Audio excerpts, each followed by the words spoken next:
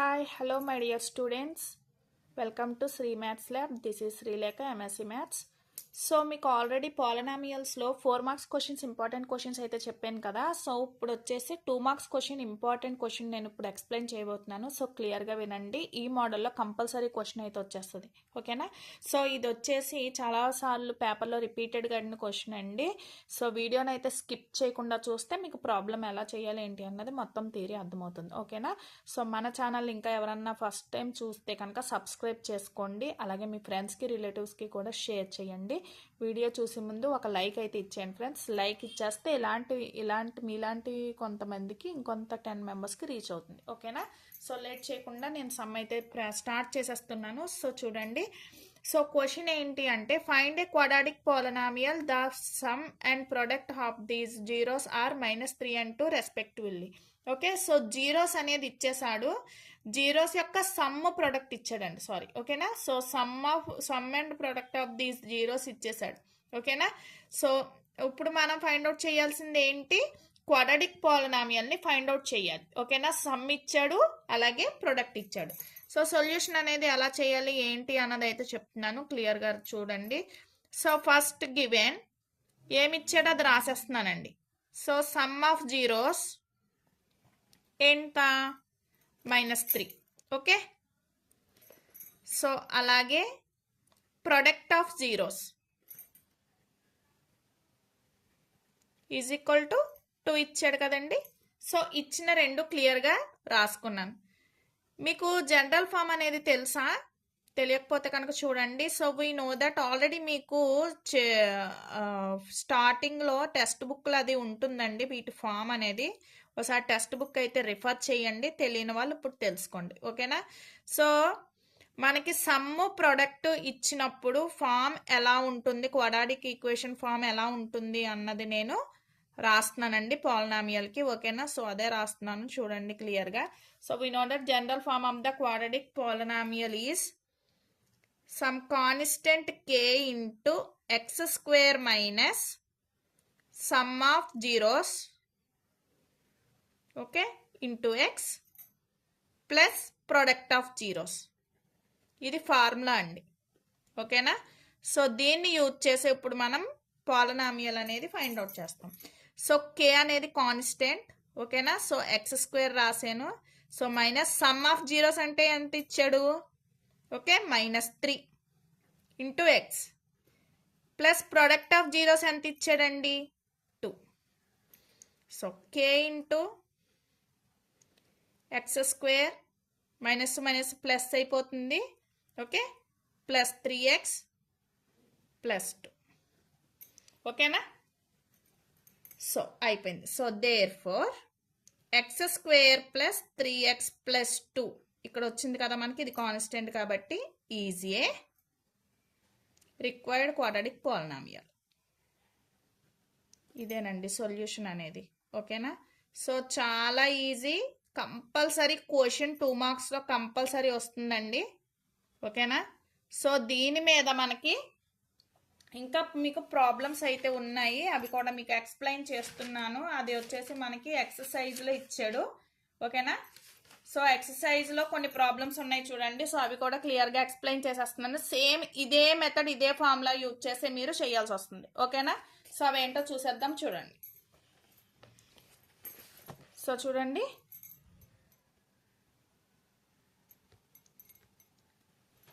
So క్లియర్గా చూడండి. Find a quadratic polynomial of each given numbers as the sum and product of it's zeros respectively. So zeros అయితే ఇచ్చేసాడండి, ఓకేనా. So zeros అయితే ఇచ్చేసాడు. So ఈ జీరోస్కి మనం సమ్ముని ప్రొడక్ట్ ఇచ్చేసాడు. సో క్వాడ్రాటిక్ ఈక్వేషన్ అనేది ఫైండ్ అవుట్ చేయాలి. సో ఫస్ట్ దానికి ఏమి ఇచ్చాడు, 1/4 - 1, ఓకే. సో సమ్ ఏంటో రాసాను, ప్రొడక్ట్ ఏంటో రాసాను. సో మీకు తెలిసిన ఫార్ములా అనేది, ఓకే. సో ఇప్పుడే కదా చెప్పాను మీకు ఫార్ములా, ఓకేనా. సో ఫార్ములా అయితే ఏంటండి, we know that the general equation of the quadratic polynomial ఏంటండి, k ఇంటూ సేమ్ ఇదే రాసేసాను. సో మనకి ఇచ్చిన సమ్ ఏమో 1/4, అలాగే ప్రొడక్ట్ వచ్చేసి -1. So k into x square minus x/4 -1, ఓకేనా. సో k ఇంటూ దీనికి ఎల్సిఎం ఫైండ్ అవుట్ చేస్తున్నాను. సో 4 ఇలా క్రాస్ మల్టిప్లికేషన్ అవుతుంది, మొత్తం టోటల్గా 4 ఎల్సిఎం అవుతుంది కదా.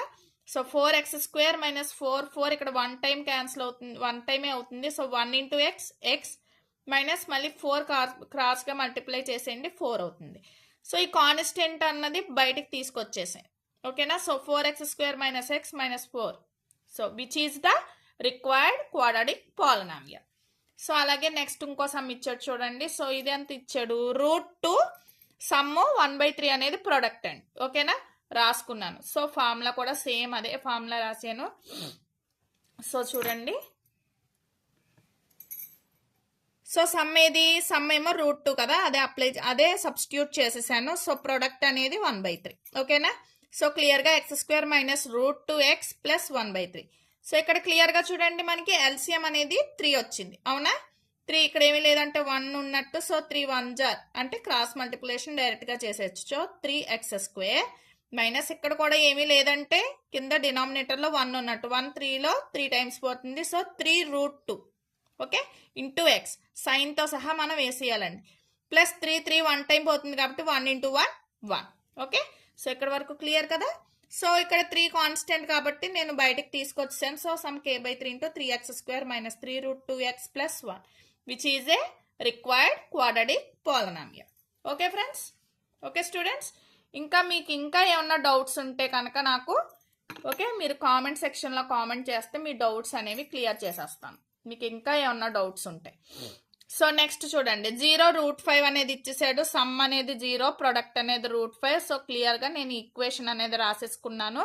సో అందులో సబ్స్టిట్యూట్ చేశాను. సమ్ అనేది ఏమవుతుంది 0 అయింది, ప్లస్ ప్రొడక్ట్ అనేది √5 అయింది, అవునా. సో k ఇంటూ x², ఇక 0 అయిపోయింది కాబట్టి ఇంకా ఎక్స్ టర్మ్ అనేది ఉండదు అనమాట. సో ఓన్లీ కాన్స్టెంట్ ఉంది. So √5. So which is the required polynomial, quadratic polynomial, okay. So రాసిస్తాను అది, ఓకేనా. So which is the required quadratic polynomial. So next ఇంకో సమ్ ఇచ్చాడు చూడండి. సో ఇక్కడ 1 1, ఓకే. సో సమ్ 1 ప్రొడక్ట్ 1 ఇచ్చాడండి. So k into same formula apply చేసేసాను. Some ప్లేస్లో సమ్ ఆఫ్ జీరోస్లో 1 రాసాను, ప్రొడక్ట్ ఆఫ్ జీరోస్లో 1 రాసాను. సో క్లియర్గా this is a required quadratic polynomial. చూడండి ఎంత ఈజీగా అయితే ఉందో, ఈజీగా మీకు 2 మార్క్స్ అనేవి వచ్చేస్తాయండి, ఓకేనా. సో మిస్ చేసుకోకండి, ఓకే.